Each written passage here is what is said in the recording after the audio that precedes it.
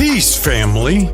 Are you tired of being denied life necessities such as cars, housing, and credit cards due to lack of credit history? Then if so, give Brother New a call today. Brother New will help you legally boost your credit score by adding seasoned trade lines. Brother New also does credit consultations. Make the change today. Call 504-276-2033 or visit TradelinesWithGamba.com.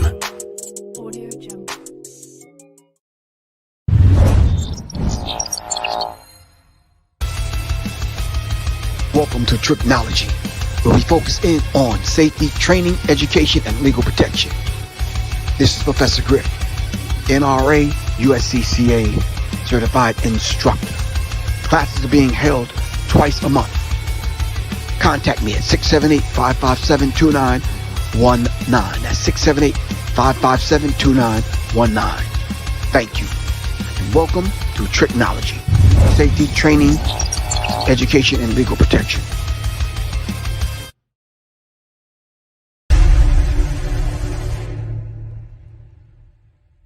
The Serious Minds Brain Tonic was created to sharpen the mind by protecting cells and increasing neurotransmitters associated with learning and memory. This is the Serious Minds Brain Tonic. The Resurrection Formula. This male reproductive tonic elixir is the resurrection you've been looking for.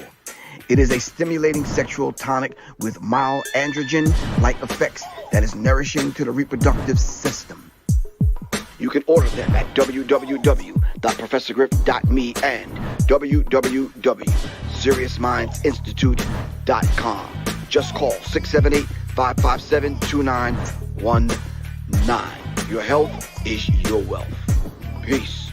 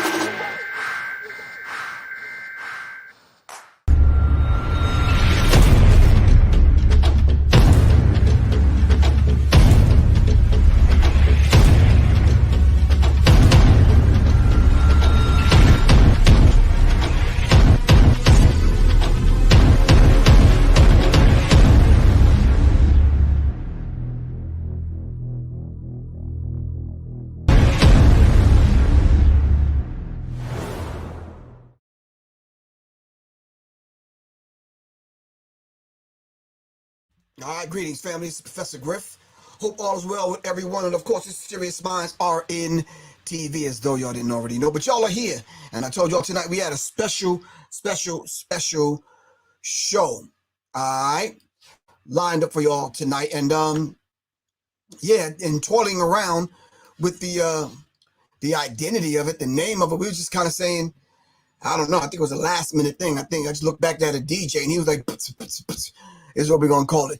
So we're simply going to talk about surviving. It's survive. All right. That doesn't mean by every and all means necessary, because I have some brothers here that's going to give us some basic fundamental instructions as a foundation to move us into the area of knowing how to survive. All right. Joining me tonight is, of course, my man Dexter Piggins. We call him Doc. All right. And I'm going to let him introduce himself as we come up.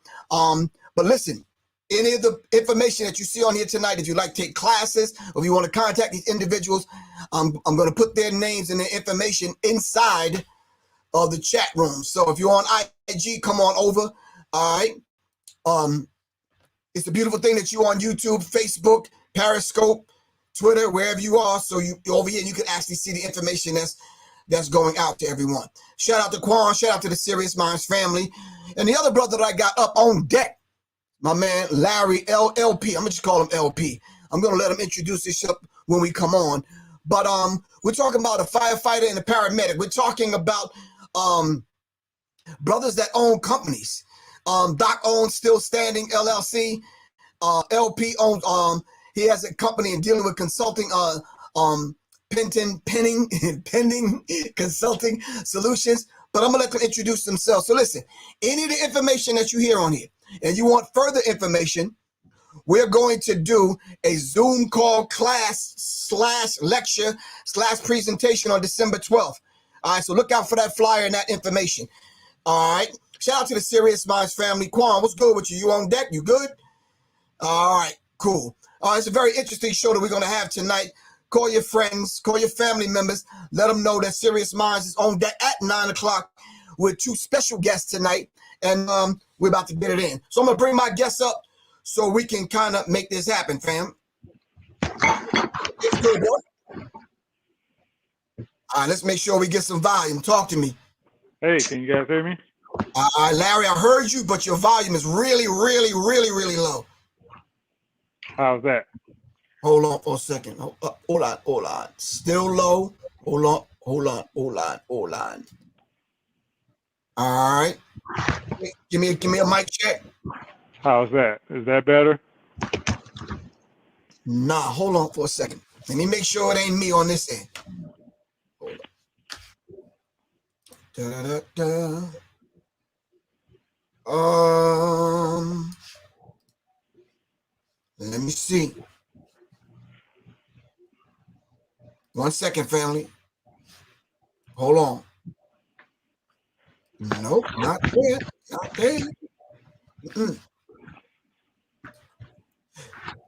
All right, Doc, let me give me a mic check, man. Hey, Griff, can you hear me okay? I don't know what this is. Hold on, I'm gonna figure it out. Keep talking, Doc.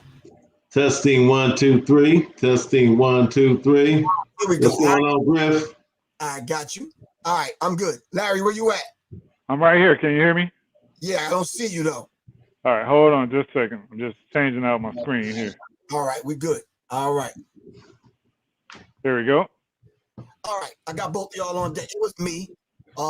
Yeah, host error. All right, these 2 gentlemen, I think we met last week. Was it? Last week, yeah.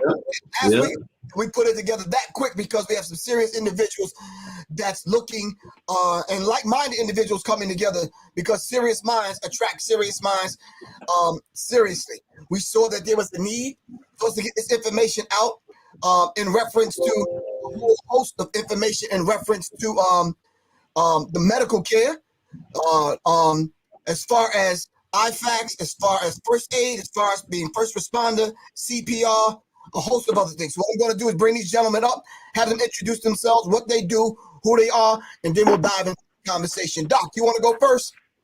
Yeah, no problem. Just want to say thanks and good evening to everyone who may be online. But anyway, my name is Dexter, nickname Doc, Dexter Peggins. The Doc, I'm not a doctor. That's just a carryover from the military. I spent 23 years in the Army as combat medic.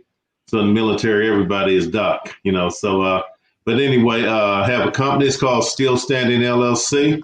Primarily teach in and around the Atlanta area. However, I do travel across the country. But primarily, I train stop the bleed, basic stop the bleed, first aids, and also have a partner of mine that also does training with CPR. And also I do what they call tactical emergency casualty care training. So basically, company is primarily focused on training folks in our community on stop the bleed procedures, the things they can do so they, to empower them to be what we call an immediate responder instead of a bystander. So that's me. Okay, that's interesting.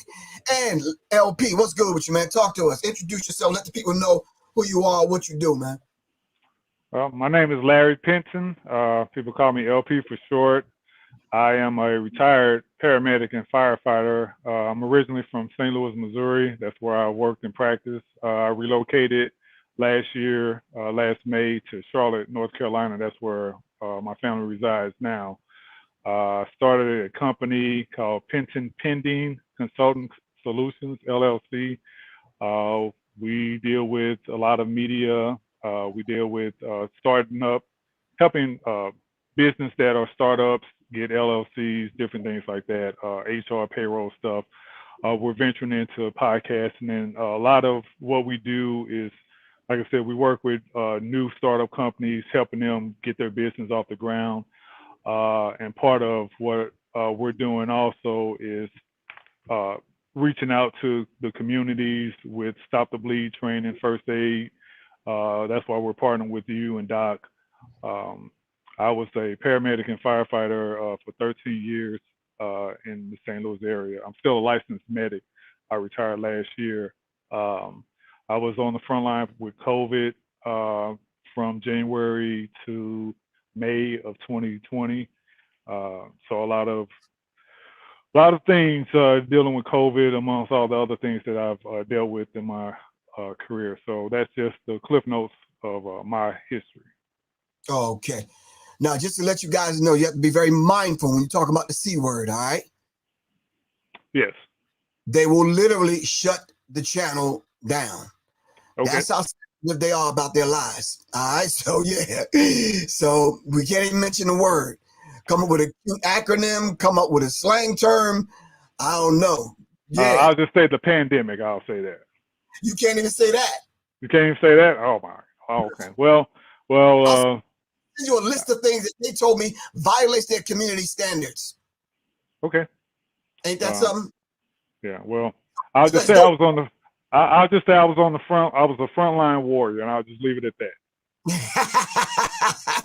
If they got a problem with me, they got a problem with a whole bunch of frontline workers. So we'll just go from there. And right now, when you really look at the news, they do. A lot of frontline workers saying, listen, we're not going for this, that, and the other. You understand what I'm saying? That's real. Police officers, military, SWAT, Navy SEALs. They like, look, we're not having it. We're not having it. So anyway, we'll talk. That's another conversation. Yep. So I'm going to share my screen. I'm going to talk about a situation that happened, I believe, last week in reference to a mass shooting. And I had already had the book being sent to me so I could kind of dive in to the study that I wanted to do, countering the mass shooting threat. All right. So as I'm going through the book, I'm seeing that it only touched. I thought about you, Doc. It only touched on first aid. It only touched on certain things that you should do when it talks about countering the mass. Very thorough book. Don't get me wrong. Very thorough. And the USCCA do have a first aid book that's out, but it only touched on it. I just said to myself, well, we need to kind of go in deeper. So let me share my screen. Let me see. Can you guys see that? Yes. All right, cool. All right, so let's see. Good afternoon. We're coming on the air with breaking news about a shooting at a Memphis area grocery store. It happened at a Kroger in Collierville, Tennessee. Here's what we know right now. According to police, 13 people were shot. One person has been killed. The shooter is also dead. Police say it appears to be self-inflicted. Just moments ago, authorities briefed the press with this update. At this time, the shooter is deceased. We believe that's going to be from a self-inflicted gunshot wound. We have 13 victims. Our hearts go out to those that were injured. We do have one fatality, and our thoughts and prayers are with those family members. The chief of police in Collierville. Joining us now is former ATF special agent and NBC News analyst Jim Cavanaugh. Jim, we heard the chief also say that there was a separate crime scene or a separate area of interest, the car that the suspect may have driven himself there. What could they be looking for? They're going to have to sweep it for bombs, Lester. It's routine when you get a mass shooter like this. They're going to have to make sure there's no explosive devices or booby traps in the car. They're also going to have to do the same as at his residence. But they're saying they believe he acted alone. All right. I want to bring in now NBC News law enforcement analyst Cedric Alexander. You've been watching along with us the press conference moments ago. Any early read, anything we should be observing or thinking about as we watch this play out? Well, I think what's going to be interesting here, Blessed, as this continues to unfold, is certainly everybody's going to be looking for a motive. But here again, I think there's a lot of preliminary investigative techniques and tools that have to be utilized, particularly if you have the assailant himself who is deceased on the scene. But unfortunately, that's a large tragedy anytime you have anyone killed and that number of people who have been severely injured in this shooting. But it certainly is going to be important to find out what precipitated all this. What was the motivation behind this? 29-year-old Oop Tang identified as the Kroger shooter, police confirming his identity without saying his name, just holding up the written words on a legal pad to avoid giving him any notoriety. Some of you have asked me about was he an employee? He was a third-party vendor for Kroger. Witnesses say Tang worked in the sushi department. Police haven't given a motive in the shooting, but Kroger employee LaWanda Clark recalls overhearing managers talking about firing Tang the night before. They had to walk the guy out yesterday morning, and it was, I think, around about 9 o'clock. His boss came in, and they were talking to him about, what happened, and they had to walk him out, and he didn't really want to walk out. They said they were going to call the police, but I guess he left at that point. He describes Tang as quiet, only conversing with the other sushi workers and sometimes arguing with other co-workers. I never said much to him because I think he was pretty off to himself. People had said he don't like people to speak to him. Vivian Harris thinks she ran into Tang at another Kroger store in Whitehaven earlier in the day, talking to him as he was making a delivery to the sushi department there. He didn't look too happy, but he didn't look like, he was angry, but he definitely perked up a little bit while I was talking about his sushi. It was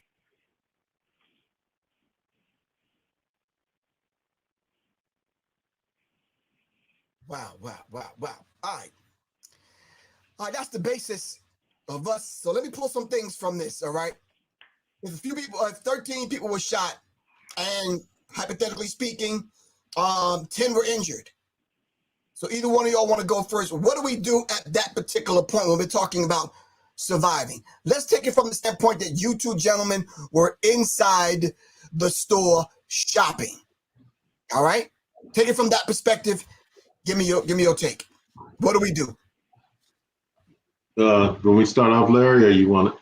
Yeah, okay. Go ahead, Doc. Okay, yeah, and I'm sure me and Larry will have similar perspectives or may differ, whatever. But anyway, in a situation like that, there's active shooter event, and one of the things that a lot of folks are trained in nowadays is Department of Homeland Security's active shooter response, primarily like geared towards, we'll say, bystanders. And because there's two different types of active shooter response as far as what you want to do if you're caught up in the middle of an active shooting event. And this one is geared towards, we'll say, the non-law enforcement type person. So the everyday person, they have what they call run, hide, fight. Run, hide, fight. Basically, run, hide, fight means run if you can escape moving away from the threat. In other words, knowing where the shooter is at. You want to move away from the threat, get to a covered position, and basically, call 911, stay on the phone, keep the line open, let them know what's going on. Okay. You're not being trained to engage the shooter. You want to move away from the threat. The other component is what they call the hide. If you're not able to evacuate away from the threat, like when you read the report, that particular report, they found people that were in the store. They were hiding in offices, hiding underneath cash register aisles. They had people in freezers. They had people one guy on top of the roof. So, they was hiding all over the place. So basically, you weren't able to escape. So now you got to try to hide. While you're hiding, you need to be developing a plan, or what you would be doing is, in the event that that shooter comes in my direction, if you're armed, this is probably a case, if you're armed, you're probably going to be prepared to engage the threat, with your firearm and, with the proper training and things of that nature. I would not say engage the threat prior to. Maybe it depends, unless let me put it like this. That's going to be dependent upon the person. Because once you engage that threat, you're going to direct the attention of the shooter towards you. So if you're a trained shooter and you know you can safely engage that threat, basically your actions is going to prevent other persons from getting shot or killed. Me personally, and it's a personal decision, I'm going to take the shot myself, me. But that's a personal decision, okay? Everybody may not want to do that. But while you're in that high posture, you need to be preparing that if this person comes into this area where they've now found me hiding, you need to be prepared to fight. And that might be the fight of your life. And so that's where the fight component. So run, hide, fight. I tried to get away. I got away, got to a safe cover position, called 911, situation awareness, made sure I stayed safe in a covered position, waiting for help to arrive. I wasn't able to get away. I'm hiding somewhere in the store, in the freezer, underneath the counters, wherever. Fight, the guy done found me. I was trying to hide, couldn't get away. They found me. So what am I prepared to do to survive the event? And so I got more to say, but I'm gonna shut up for a minute and let Larry interject on that. I'm just going to add to it because all those things are on point. I came up with this acronym, and the letters are SMARCHRAP. So SMARCHRAP. So SMARCH RAP. March is the acronym that the military came up with in dealing with situations like what we're talking about, and we'll get into that a little bit later. But the first letter in S, and like I said, I'm just going to add on to what Doc just said, because that was pretty much exactly the mindset that I think of when I'm out and about. And I remember being out at the store. I was at Publix here in Charlotte when I got the breaking news about the shooting in Tennessee. The first letter S stands for situational awareness and safety. I learned back in paramedic school, the first thing that you want to do is when you get involved in any situation is check your own pulse. If you're all over the place, if you're not focused, if you're all jittery and stuff, you're not going to be able to help. It's kind of like when you're on an airplane and they say when the mask drop, put your mask on first before you put somebody else's mask on. You got to help yourself first. So take a deep breath. You want to know what the threats are. You want to, your two best things that you're going to have is your mind and your cell phone. You want to call 911. Well, let me go back a little bit. You want to breathe easy. You want to know the threats. You want to hide. You want to cover, conceal, get to somewhere that's safe. You want to call 911. And if you have an IFAC on you, grab a pair of gloves because you may need them. So that's kind of what I would start off with, just in that mindset of following what Doc said and adding a few other things to that. Okay, so let me say this. So when does calling the 911 thing come into play? So you're looking out for yourself, right? You got you cover, you concealed, all right, you got control of yourself. You're not thinking about putting on no gloves because right. Because you're not thinking about okay, I don't even know if anybody hit or shot. I'm just worried about me right now. I'm not, you understand what I'm saying? I'm the dude on the roof. You see what I'm saying? So on my way to the roof in the stairwell, I might say, yo, seriously, I'm at Kroger's at so-and-so, Kroger's on Howard Mill, and somebody just, I heard gunshot. I'm going to be on the roof when y'all get in. That's all I'm going to know. So, I'm sorry, Larry. So, go ahead. Okay. Well, I was going to just say, like you say, your first priority is self-preservation. And then also if you're with your family, you need to be making sure you take care of your family. So that's going to be your number one priority initially at that point before you can even think about trying to help someone else. Right. So you do need to move, just like Larry mentioned, situational awareness. Before you just jump up and start running, you need to know that you're not running towards the threat.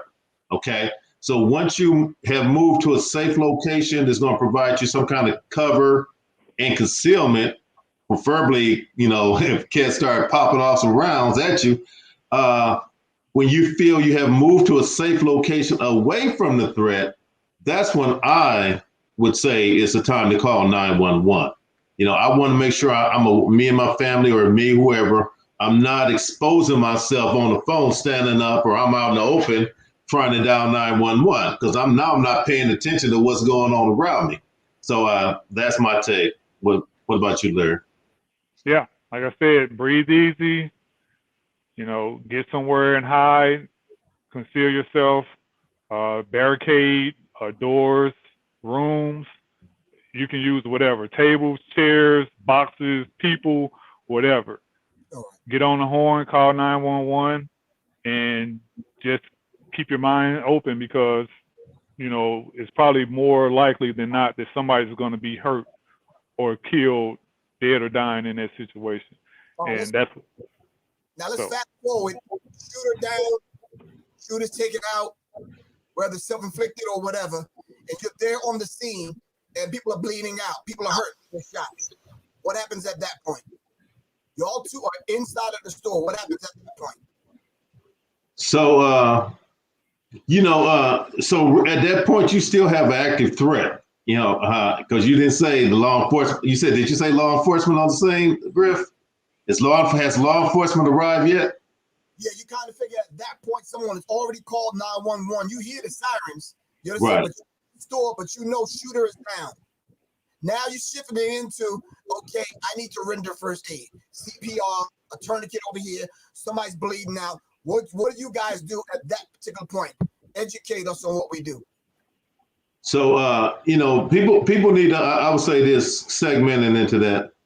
People need to understand when a law enforcement initially arrives, even though they may have some medical personnel with them, like they use what they call rescue task force, what have you. It might be a combination of EMS and also law enforcement. But, their priority when they first arrive, even though there's people laid out on the ground, whatever, bleeding out, what have you, their priority first is to identify and neutralize the threat. Because up until that point, that threat is considered an active threat. And so as they start to clear that building or clear rooms or clear areas, those areas are considered clear, secure. That'll allow that rescue task force or the EMS, tactical EMS personnel maybe to move forward and provide care. But up until that point, if law enforcement is not on the scene and have cleared that building or cleared that location, every time you pop your head up, you taking the chance to get popped when you pop your head up. Okay. Now, if you are able, the threat is still active, meaning the shooter hasn't been identified or neutralized. If you could call out to the person, maybe they're conscious, maybe they're moving around, but the threat may still be there. You can basically say, hey, move here or move over there. Maybe there's some kind of counter or desk or something they can get behind. You say, hey, move to cover. You're trying to talk to them to get them out of the kill zone, or what we say, getting off the X. Move off that point. If they're able to provide care to themselves, you might be able to talk them through doing certain things. But as far as you providing care, Griff, or whoever may be listening in, if the threat is still active until it's no longer an active threat, yeah, you can take the chance of providing care, but you also remember taking the chance of becoming a victim yourself. Wow. Larry? So I would say that along with that, the area that you're hiding and concealing is the area that you're not going to leave out of until you're cleared by law enforcement. Because as Doc said, you pop your head out, you could be looked at as a part of the active shooter, because they don't know if it's one shooter or a couple or a few. So it's not that they don't trust you, it's just that they don't trust you. That's why when you see active shooter situations, everybody comes out with their hands up, you know, and they'll pat everybody down, they'll corral everybody together, they'll keep everybody together until they make sure that nobody has anything on them that they deem to be a weapon or something that's used for mass destruction. The area that you're going to be contained in that's your baby if you want to be part of the solution in terms of helping the injured, dead, or dying. I would say that once you are in, like, let's say you're in a room or something like that, or you're in a storage area, that's when you want to start looking at who all is in this room with me. Do I have anybody that is doing anything that potentially can be harmful to me and the other people that are in the room? Once you kind of got an understanding of what's going on, again, know your threats. Start thinking about, okay, we call it the start triage. So who's all my walking wounded? Anybody that's okay, or you guys got a scratch or something like that, or you just kind of shaking up, go stand on the side. You start looking at, okay, who is down and not moving. Right. You start looking at who can move but has maybe a laceration or a gunshot wound or something like that. So you start kind of breaking down from least important to most important. Some people may be dead, and there's not going to be a whole lot that you can do for somebody that's dead, but we'll kind of get into that. So that's kind of where I would start as far as that's concerned. All right, so moving forward now. So now law enforcement cleared it, right? Now, do you lend your services? Do you help out? Your country cousin is laying there bleeding out. So what do you do? Some lady that you kind of know but really don't know, you see her around every now and then, she's down. So what do we do at that point? Now that it's clear, do you follow law enforcement and evacuate, or because they have their own medics, or do you, as trained professionals in what you guys do you assist? So my take on that would be, once they clear that area, and that area is pretty much secure, the threat is no longer within that space in and around you. And so you do have some folks that's laid out, and that you are trained, that you have training where you can provide medical care. I would say, start helping those individuals up until the point in which those law enforcement guys tell you, hey, stop, and start moving you out of the area, because they may not allow you to continue providing that medical care.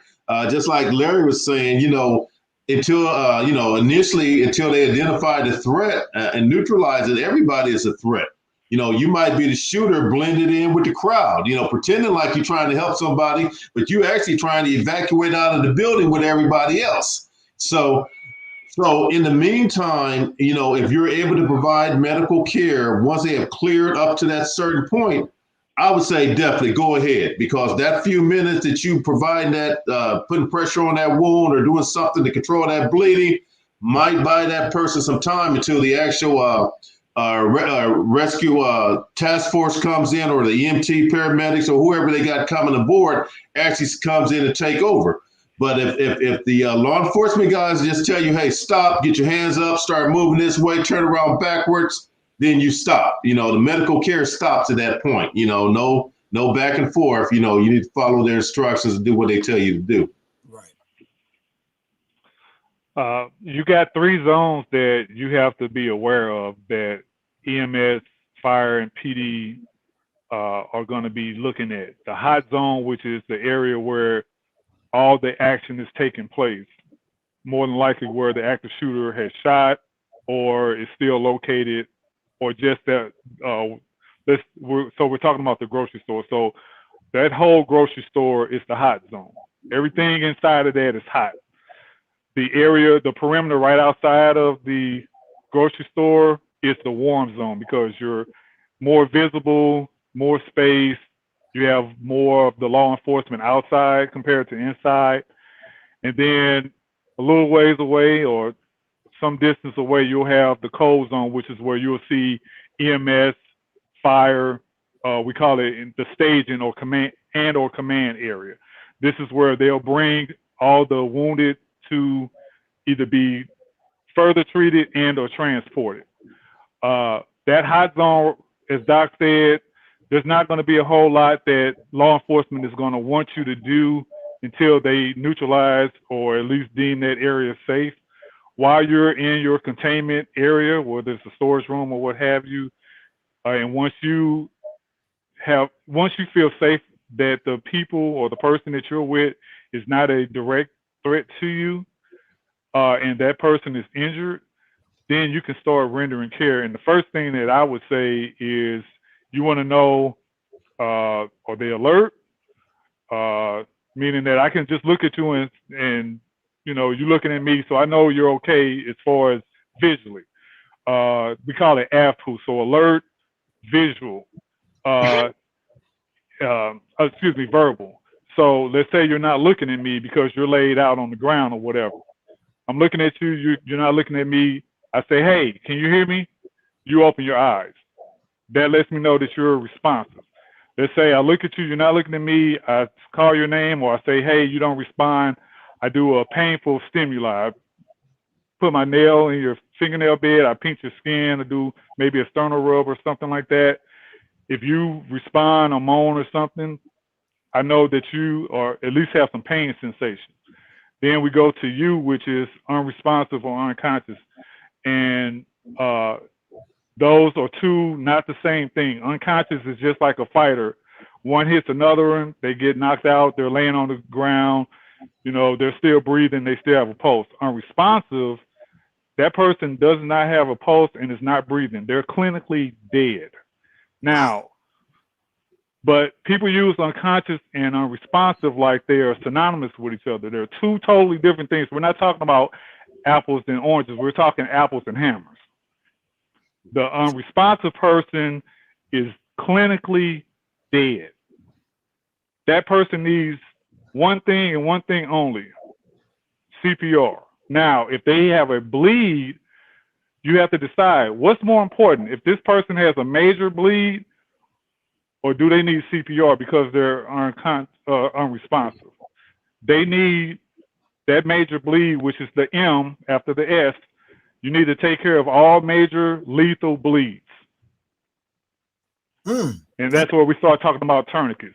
Wow. And the reason that I say that is because the reason that you take care of the major bleed before you do CPR is, think of what CPR is. CPR is cardiopulmonary resuscitation.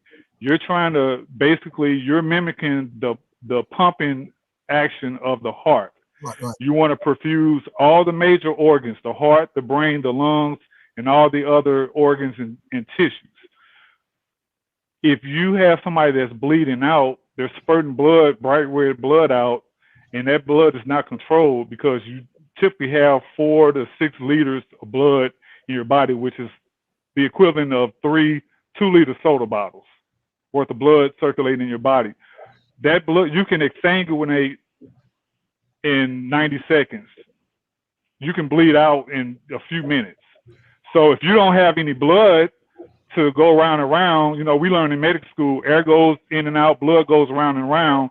Anything less than that, you're doing chest compressions. So if you don't fix that major bleed, you can do CPR for an hour, 2 hours, 10 minutes, 20 minutes. It doesn't matter because you're not circulating that blood. So you got to take care of that major bleed first, and that's where the tourniquets come in. Right. All right, so now, just for the people that's just tuning in, this is Professor Griff. You already know this is Serious Fire Inspiring TV, and I have 2 special guests tonight, Dexter Piggins, a.k.a.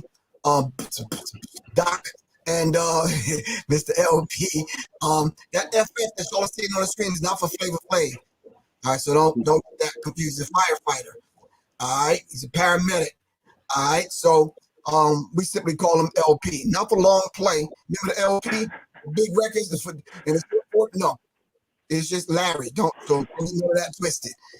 He has a lot in his name and title, so we had to clear some of that up because some of y'all over here talking about Flavor. I'm like, yo, chill with that. Anyway, like I was saying. All right, so we're fielding questions right now. Anyone have any questions over here on YouTube, Facebook, Twitter, Periscope, and anyone over here on Instagram, on the gram? All right.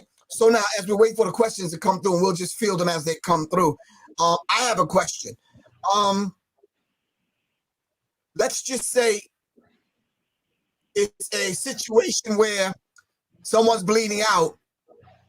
Law enforcement didn't clear the room yet, but you're in the room, as LP said, you're in the room with that individual, and that individual's bleeding out there. What do you do in that situation? Do you locate, and I'm just throwing this out there because I need y'all to tell us. In that room that you're in, do you locate the first aid kit and go to work, or do you just sit still? Y'all let us know. What's up? Well, I think in that case, especially like in the store, for example, that situation happened in Tennessee. You know, folks were kind of spread out all over the building, hiding. You know, I'm sure there was people that were injured that was probably within range of someone else who may not necessarily have been injured. So as far as like you made a comment, Griff, do you go grab the first aid kit?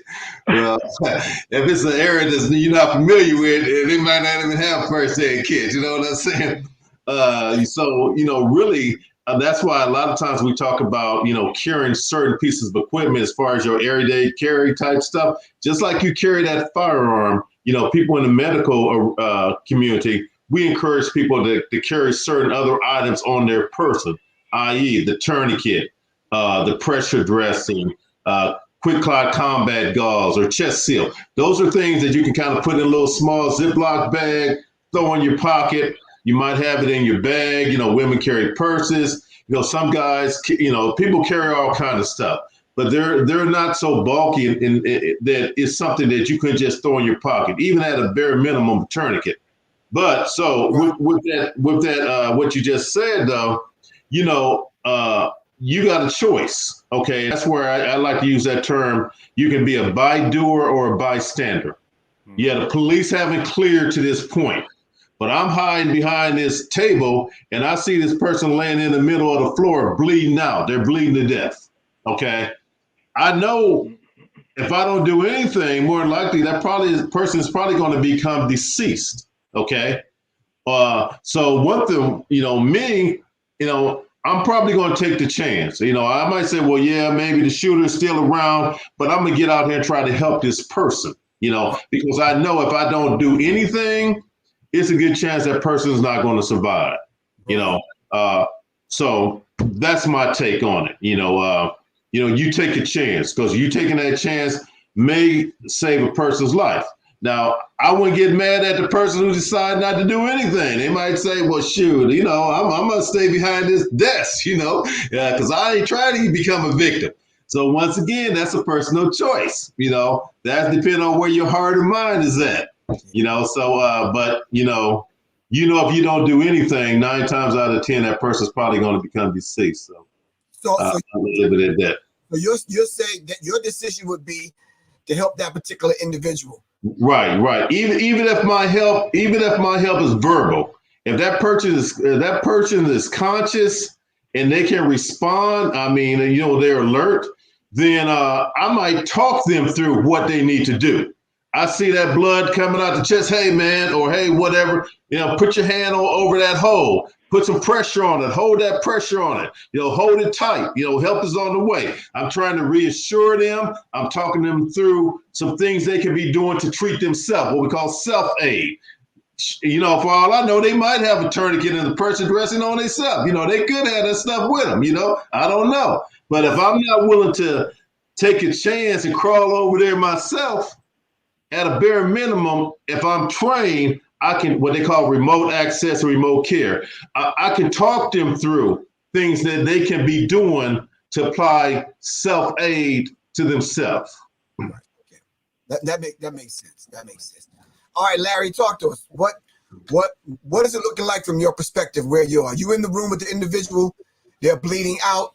One person needs CPR over here and the other one's bleeding out over there, and you're in a storage room in the back at Kroger's. I mean, you got pork hanging up. You got collard greens over here. You got the egg rack, the dairy stuff, and you. All right, Doc, I got you. All right, that was an inside joke. Inside joke, yeah. But you in the back, and you are the one in that room that could possibly save someone's life. What happens at that point, Larry, LP? I think that you have two mindsets. So you're going to have people that, and this is not any particular order, I'm just going to say, so you got the A people that are going to say, hey, I'm going to go and do everything I can do to try to save this person's life, because I want to be, it's like do unto others as you would have them do unto you. So if I was in that situation where if I were hurt, injured, dead, or dying, I would want somebody to help me just like I would want to help them. Right. On the flip side, you're going to have people that, as Doc said, you know what? Again, it's not that I don't trust you. It's just that I don't trust you. And I don't like blood. I don't like, this person is foaming at the mouth. They vomited. They smell. They're dead. Because again, no pulse, no respirations, you're clinically dead. You can't make a person more dead. That's one thing. If somebody's dead, no pulse, no respirations, you can't make them more dead. Right. You can try to attempt getting ROS, which is getting a return of spontaneous circulation via CPR, along with stopping the major bleed that they have.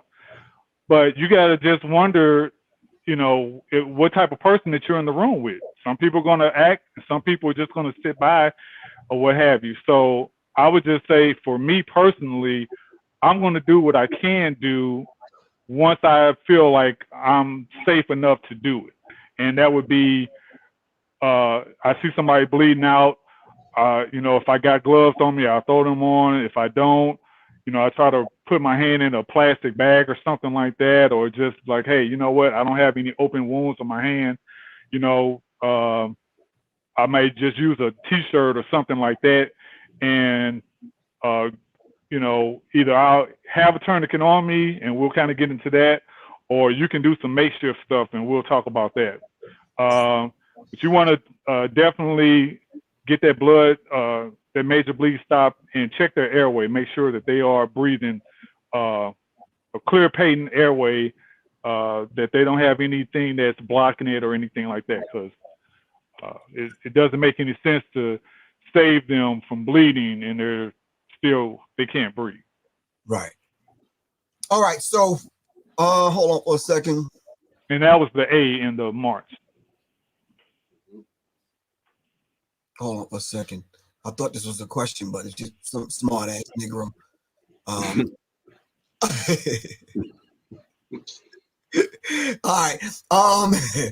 Okay. So now, do we at this point have a basic knowledge of where first aid kits might be? Because I asked that question and I set that up, and Doc looked at me like, "Hey, you could be in a room we don't know, Kroger's back room. We don't know if there's a first aid kit back there.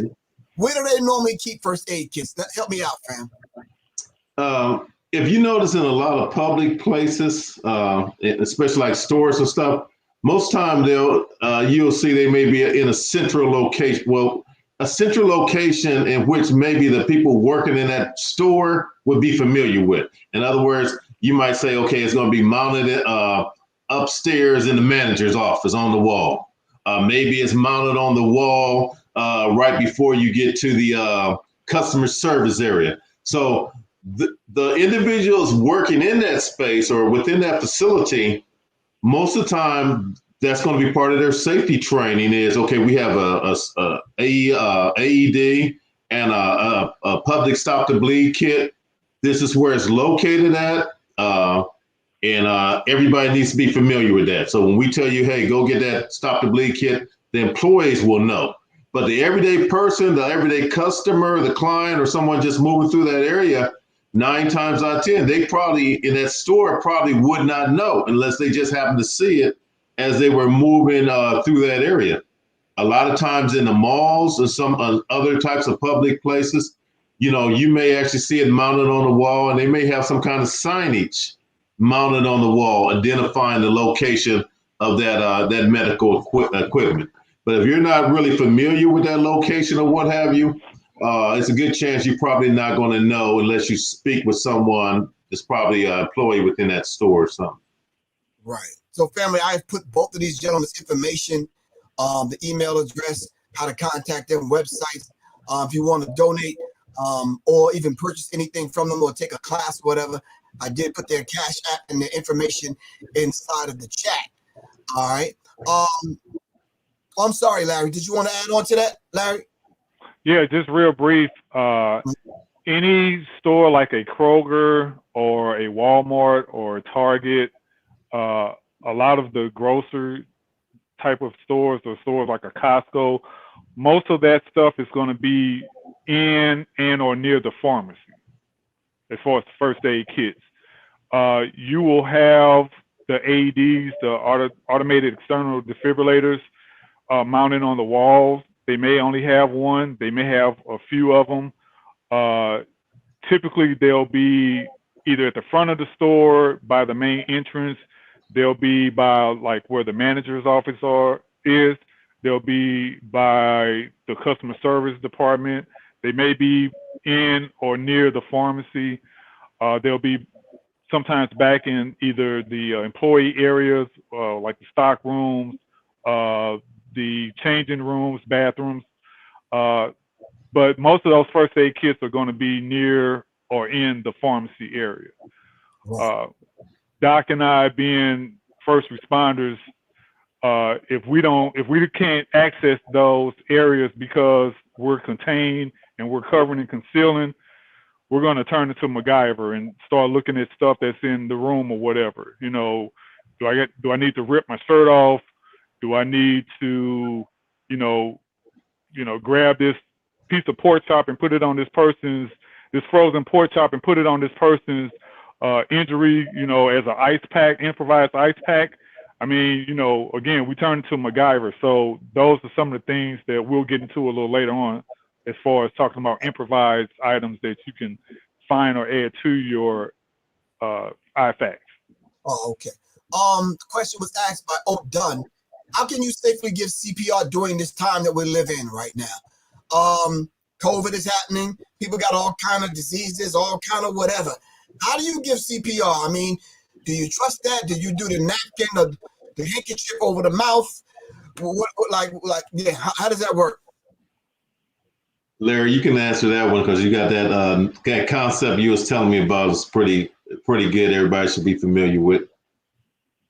CPR, cardiopulmonary resuscitation, is what you typically see on TV, somebody pumping on the chest.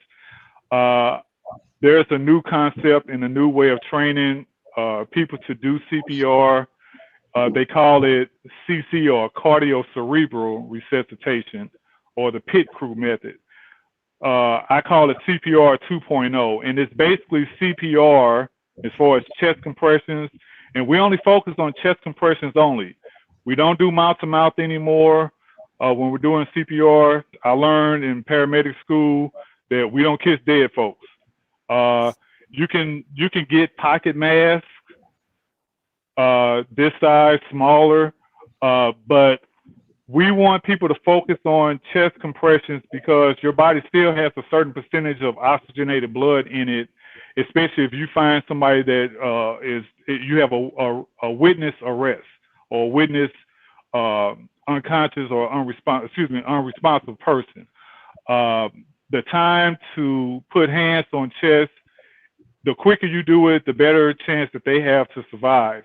With CPR and CCR, which is you perfusing the heart and the brain, because it doesn't matter if you get person back, if you get ROS from doing CPR and their brain dead. If you're not doing compressions thoroughly enough and fast enough and deep enough, that person is not going to make it. So with CCR, you increase the rate from about 100 to 110 to 120 compressions a minute. You want to stop every 2 minutes, do a quick pulse check, carotid. You can do a femoral, which is in the thigh area. You can do a brachial. No more than 5 seconds. You can't feel a pulse, go back and do CPR for 2 minutes. If you have another person or other people in the room, every 2 minutes you switch out, because you're going to get tired doing CPR on a person, trust me. And in 14 years, I've never done mouth to mouth all the CPR that I've done on people. So it's all about chest compressions. Man, I need to upgrade my CPR card then, because I was going to the old method, man. I was like, every 2 years. Wrestling. You gotta, yeah. Yeah. All right. Thank you, man. That's some serious information right there from both of you gentlemen. I was looking for a few other questions before we close out. This hour went quick, man. But anyway, so listen, family, we're going to be on every single Wednesday night. We're leading up to, because it's a lot of information. As we can see, we didn't even dive into some of the things that, but so we're going to piece it apart and give information that you could use today. Now, listen, a lot of our people, it is sad that we have to have that part of the conversation, brothers.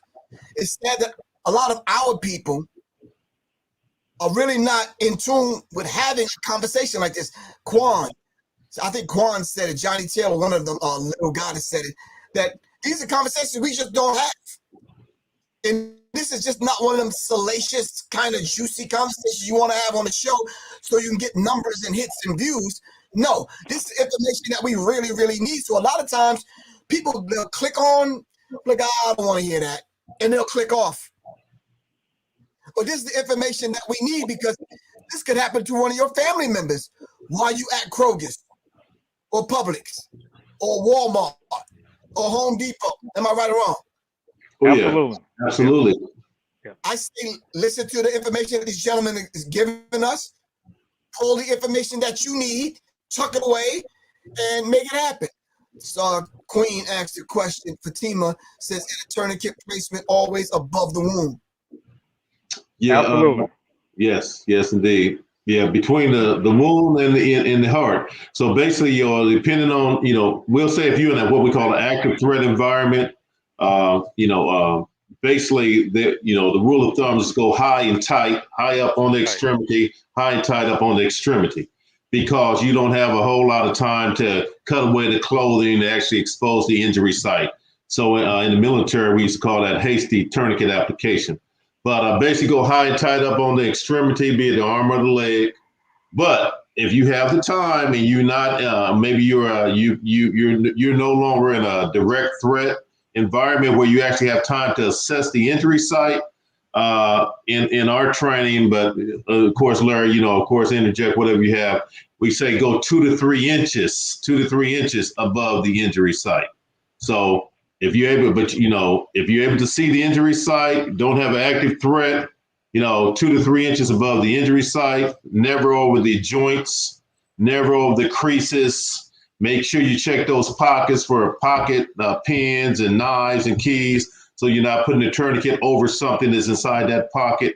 But if you're in an active threat environment where you don't really have time to thoroughly assess the injury site, go high and tight on the extremity. High and tight. Underline that. Put that in a bold font. Make it bold. Underline it. High and tight. All right. I keep a magic marker with me so I can write the time that I lock that tourniquet in, so I'll know how long to keep it on. Is that correct? Oh yeah.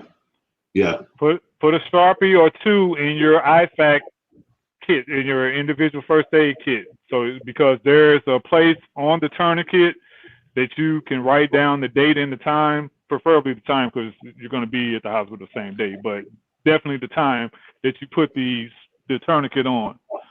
That this conversation goes into the C part of the SMARTS wrap, which is about circulation. So you want to check the pulses, make sure that the tourniquet is tight enough that you don't feel a pulse anymore.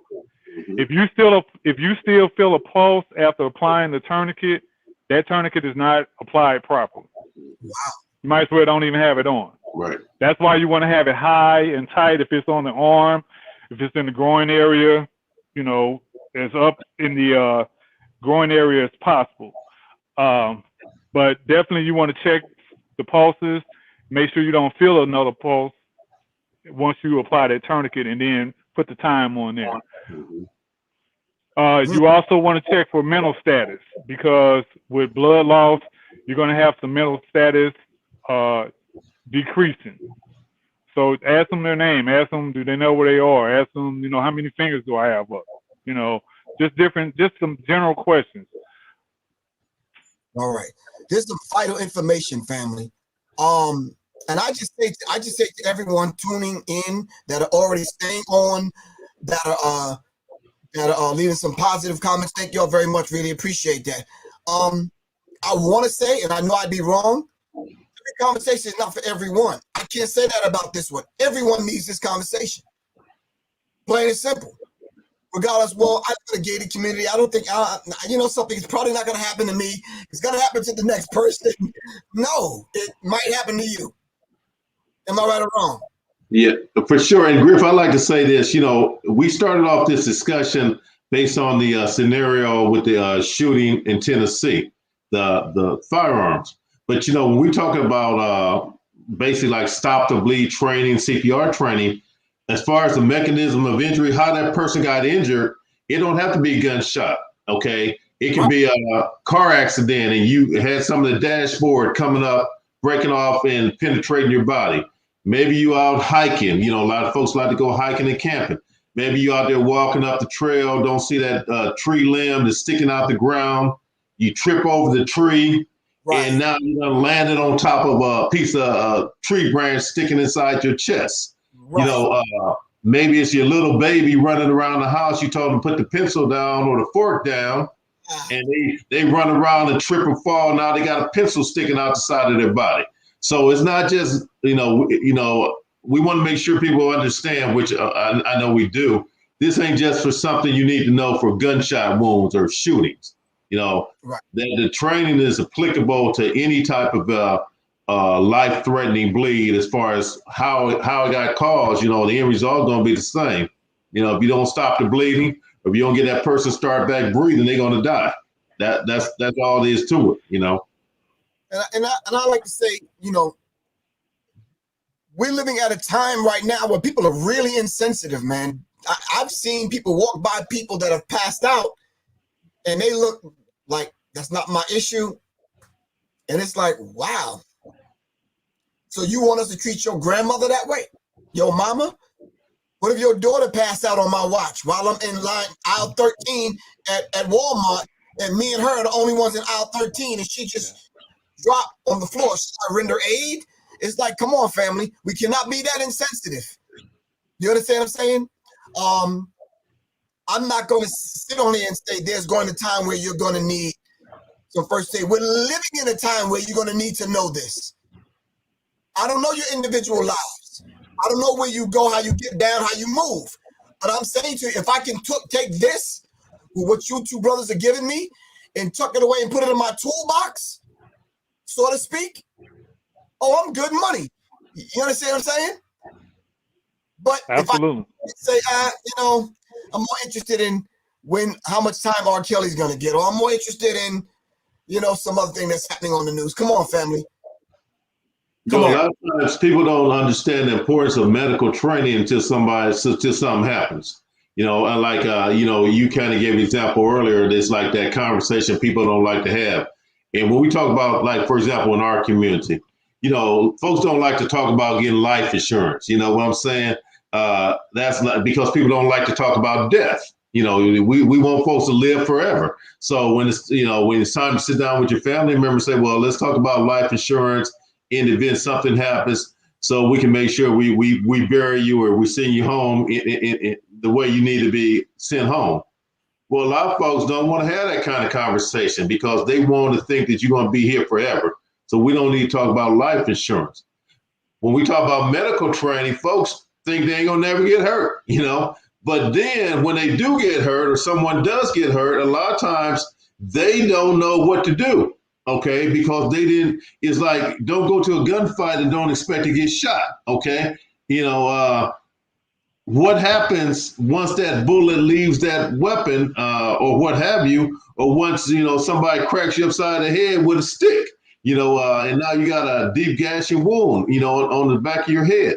You need to know how to provide care, because the life you save, it could be your own, or it could be that stranger on the street. Okay. It's just too important to overlook it or to try to dismiss it as something that ain't gonna never happen to you. Right. All right, so Yeah. no, go on, LP. I think, when we talk about insurance, especially in Black communities or impoverished communities, I think that life insurance has been replaced by the GoFundMe. Yeah, you're right. And it's great that GoFundMe was started and created. I just think that people have become too dependent on that and not having just a general life insurance policy. Because with a GoFundMe page, it's no guarantee that you're going to raise all the money, whether it's 1,000, 5,000, 20,000, 50,000. It's no guarantee that you're going to raise the money to be able to bury your loved one. When AJ Johnson, the comedian from Friday, Ezell, died, his wife was very critical of a lot of fans and other celebrities that she was calling fake, and saying because he didn't have an insurance policy that she didn't know how she was going to bury him. They started a GoFundMe page for him, and the goal was $50,000. Wow. And you saw having all these people donating money, including celebrities. I think it's up to 75,000 and counting now, and the goal was only 50. But again, you're talking about a person who was a celebrity when he died, been in a number of movies. I mean, even though he was never the lead actor, he was still a celebrity. He was still a star, and he was not able to have, or he didn't, for whatever reason, have a life insurance policy. And then talking about death, there's the 5 stages of grief. You got denial, you got anger, you got bargaining, you got depression, and then you got acceptance.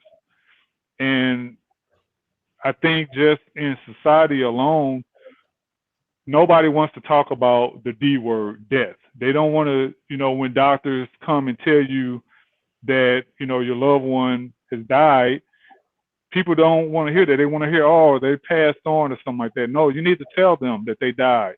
You need to tell them why do you think they died, or at least what's going to be done to investigate why they died. But everybody has to deal with those 5 stages of grief, because I always say that mental health is the world's oldest continuous pandemic.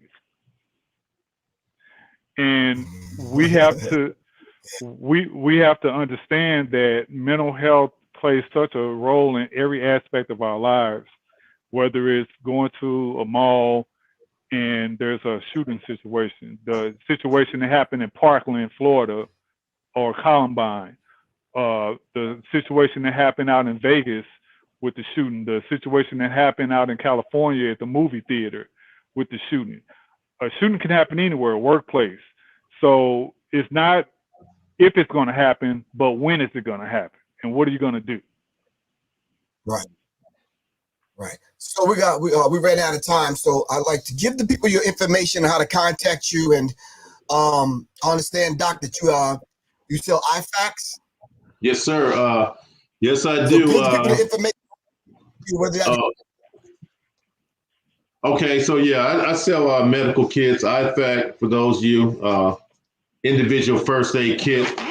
Basically, the kits I sell are geared towards treating what we call trauma injuries, life-threatening bleedings. It's got tourniquets, chest seals. Yeah, Larry, same type, chest seals, pressure dressings, those quick clot combat gauze, those things that are geared towards treating a life-threatening bleed. So I sell those, and for the shooters out there, a lot of folks like the tactical gear. In addition to that, I have what we call rip-away med pouches. Same thing, it's kind of like a little small IFAC, smaller than this. But you can attach it to your chest rigs, battle belts. Yeah, exactly. Like Larry has in his hand, similar to that. So anyway, you can follow me on Instagram at steel.standing. If you're interested in purchasing any IFAC or Ripaway med pouches, you can go to my website, which is www.steelstandingllc.com, and go to the heading for store. And that's where you can find those items at. Okay.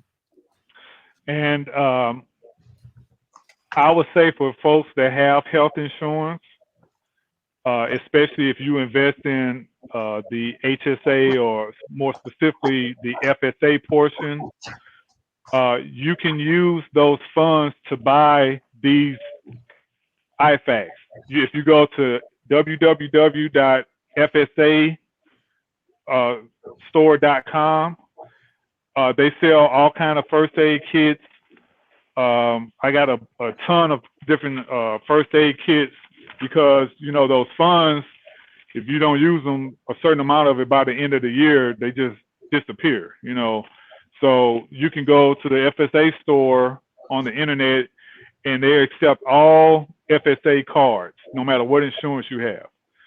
They have kits that are from $20 all the way up to a few hundred. And so what we'll talk about in future live streams is more detail about first aid kits and what you can put in them, what you should buy, what you shouldn't buy. And we'll give you like a top 10 to 15 list of things that you absolutely should have in any IFAC kit, no matter what. Okay. You can reach me at www.PentonPending, P as in Paul, E-N-T as in Tom, O-N, P as in Peter, E-N-D as in David, I-N-G.com. Or my my Instagram, LP FireMedic. Or as Griff said, IP. Only Griff can call it IP. All right, cool. All right, so until next week, gentlemen, we're going to kick around the next subject that we're going to deal with. And I think it's very interesting that we do deal with current events, and we tie this information so people can see it in real time. All right, survival in real time. Nice, survival in real time. All right. All right. Thank you all very much. We appreciate you, gentlemen. All right. All right, Griff. Larry, Griff, peace. Peace. All right. All right. That was Doc and LP. One from the military and one is a civilian, but they have that experience. And they're passing that experience on to us. And I hope that that we have pulled some information from what they've given us tonight. Every Wednesday night, we're going to talk about survival every Wednesday night, all right, in real time. All right, in real time. All right, give thanks, fam. Thanks everyone for coming on. Really appreciate that.